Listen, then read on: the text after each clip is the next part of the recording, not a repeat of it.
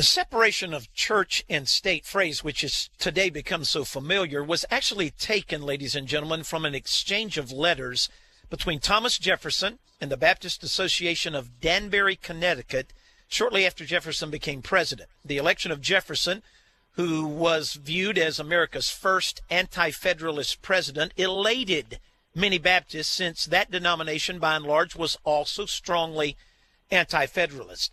This political disposition of the Baptists is understandable, since from the early settlement of Rhode Island in the 1630s to the time of the federal constitution in the 1780s, the Baptists had found themselves suffering from the centralization of power.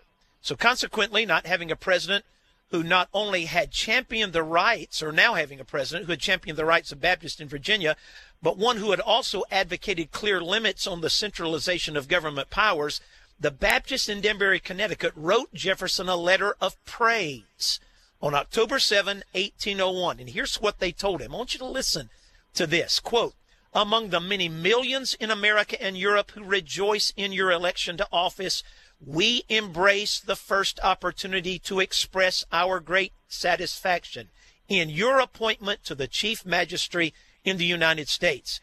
We have reason to believe that America's God has raised you up to fill the chair of state out of that goodwill which he bears to the millions which you preside over.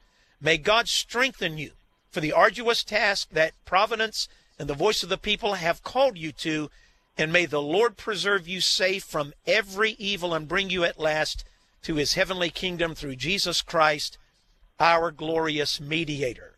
Ladies and gentlemen, that is interesting stuff, to be sure. David, let me go to you now.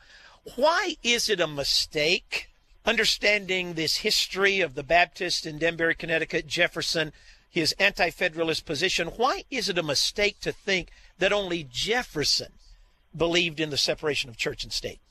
Many people think that, Jefferson used the phrase the separation of, he used the phrase a wall between church and state, which has been interpreted to mean separation of church and state, and properly so.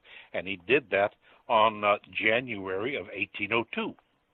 Now, a lot of people believe, a lot of religious conservatives believe that the phrase wall between church and state, or separation of church and state, lay dormant until 1878, when the U.S. Supreme Court picked it up and used it in that Mormon case, Reynolds versus United States. And then a lot of religious conservatives believe that it lay dormant again until 1947, in the Jefferson case, when the Supreme Court brought it up again and really took the separation of church and state home to every state in the United States. This is completely false. The whole thing is totally incorrect. Let me read you what Madison said about the separation of church and state in 1819.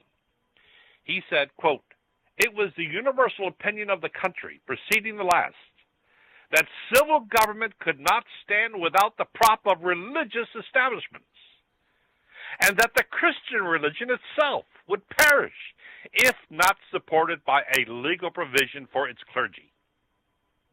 The experience of Virginia conspicuously corroborates the disproof of both opinions. The civil government, though bereft of everything like an associated hierarchy, possesses the requisite stability and performs its functions with complete success, while the number, the industry, and the morality of the priesthood and the devotion of the people have been manifestly increased by the total separation of church from the state." Now, the first time a court, end of quote, the first time I have found the phrase separation of church and state in a court, used by a court, was in 1844, of all places, from New Orleans, Louisiana. Here's what the court said. "In this whole union, the separation of church and state is complete and we trust eternal." End of quote.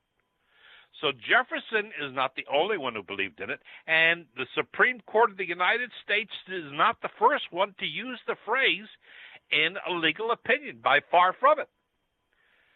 What it is the separation of church and state has been corrupted to mean anti-religion and anti-God.